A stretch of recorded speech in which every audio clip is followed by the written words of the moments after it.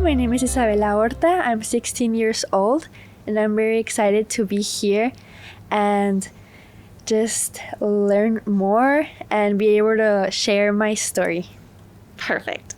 Okay, first question. What is an activity that you really like to do outside of school or outside of here? I really enjoy art, like all kinds of art, painting, singing, dancing, everything, but especially painting. It's really something that I love. Do you have a specific type of painting that you like? I think all kinds, but well, I really like painting like landscapes. Oh, okay. So yeah. Nice. Do you have like a favorite piece that you've ever done? I just did one in this program and I really like it. It's in the exhibition. Okay. Yeah, and it's of me and my friend in a trip that we went. Nice. So it's a really cute memory. So you're really good at painting faces? Kinda. Okay, that's I hard. tried. Yeah, good for you, because I could never. What qualities of yourself are you most proud of? You can pick 3. I'm a good listener. I also I feel like I really like to give advice to people, and people constantly like are like grateful for me to be able to give like certain advices. So I think that's something also. And I also think that I make people feel comfortable and like different aspects, because well, I'm a Spanish speaker, so I think like that being bilingual has helped me to help other people, and that's something that also it's a good quality. Yeah. You just seem like a very kind person overall. Thank you. So. Thank you. Okay. What is an accomplishment or like personal project, extracurricular activity that you're really proud of working on, and why? I led a trip to Yosemite. Ooh. Yes, with my school. It's a club and it's called OLT, and I led it, and I'm like really grateful for that because it was like an amazing experience, and I got to learn a lot of things about nature and other people. So I think that was a really good thing, and I had to like lead everything, so I think I did an amazing job. How did you even start planning that? It was very random because I joined that club, but I didn't know like there was like certain leaders. So I wanted to help with like everything and the planning and everything, and they asked me to be like part of the leading. Good for you. Yeah. When was this? It was, I think, 5 months ago. Oh, wow. Yeah. That's so exciting. Yeah. Is there like another trip that's coming up? Or Yes, there's a trip actually this weekend, but I'm not able to go. Yes, but we are planning on going on February. Okay. Yeah. Nice. To another one. Fun things. Okay, well, in terms of like, obviously you led that whole thing, so you had to kind of take initiative. Yes. What advice would you give to someone that's either in your, trying to take initiative on a project or feeling nervous and doesn't know how to start? I think to be confident in themselves and like trust yourself. Also try to like learn as much as you can, and no one's perfect, so mistakes happen, and just try to be comfortable. And yeah, thank you. Great advice. Okay, answer this in whatever way feels right to you, but what does education mean to you? Well, like there's like a stereotype of education that I feel like it's like, oh, like you have to learn like math and the specific topics, but I think there's a lot of types of education, like with nature, painting, a lot of stuff like around us, like everything is education. And I think people like don't see it that way, and it's like very important for people to see and to appreciate the education around us. So I think, That's a perfect segue to my next question. What do you feel like is a topic or like sub-skill that isn't taught in schools that you feel like should be taught in schools? I think like survival skills are like, Ooh. for me, that's like my main like education that I like really Yeah. like and appreciate, because like with my club OT, we are able to learn this all types and kinds of survival skills with our trips, and that's something that I think like everyone should know, because you never know like what's happening. Yeah. Do So you have any like examples of survival skills that you guys learn? yeah, well, in one of my other trips, there was a thunderstorm, and we were like super scared. So, but we had this like mattress, like it's special like for camping. Okay. And I didn't know that you can like die if like thunder like hits you. But we discovered that if you put the mat like on the floor, and you look for a tree that is like alive, Okay. so you like go under the tree with your mat and with Crocs, and you like stand up like, and you don't like move, Yeah.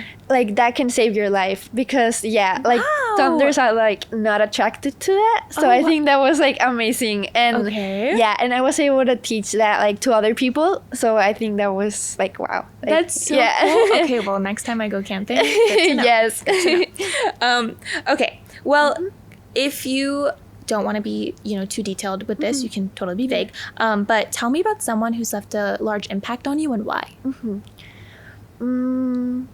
I think my It can be multiple people yeah. too.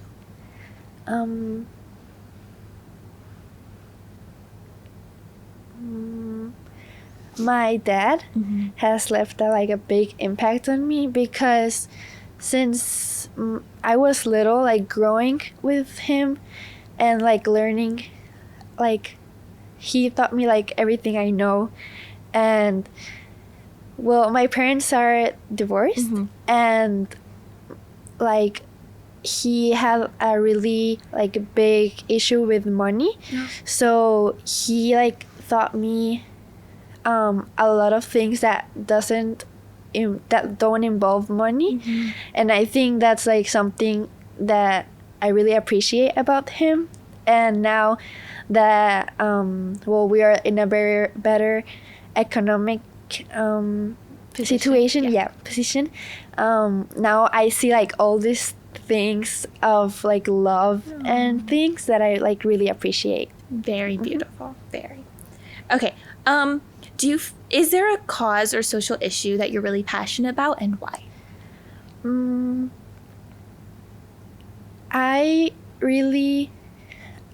really passionate about like, I don't know if like Spanish speakers or like something that has to do with like Spanish speakers, because I started learning English 2 years ago and I didn't know anything. And for me coming to the US not knowing any English, it was really hard for me. I struggled a lot with bullying and like everything with my accent and everything.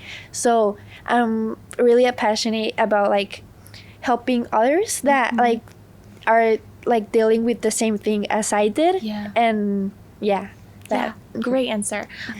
Well, you said you moved here 2 years ago? Yes. Wow, you have great English skills Thank for you. that. That's Thank amazing. you so much.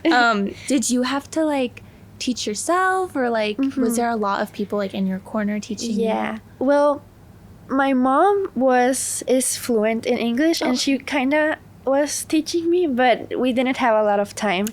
So when I started here in school, I started like listening and paying attention and like watching YouTube videos and tutorials, and I think that really helped me. That's great. Okay, well, what advice would you give someone that's trying to make a positive impact on their community? I think to be really passionate about your beliefs and how do you want to help other people, and like be strong, like don't like listen to other people trying to make you feel less, because your beliefs. So I think like be really passionate about. Yeah. Is there like, how old are you again? 16. Yeah. So when you go to like college and you know you grow up, what is like your end goal? What do you want to do? I'm not sure what I want to study, but I want to do something that helps people. Like anything that helps people. I'm still trying to see like what things I like and I don't like going to all these different classes. But I just want to do something that makes an impact on here. Well, it's great that you're doing a lot of things because you don't know what you're good at or what you like unless you try. So okay, what do you feel like is a challenge that you've had to work through, and how has it shaped you to who you are today? Well, I think like not knowing English, it's like really like my biggest challenge. Because like all of my classes are in English and everything.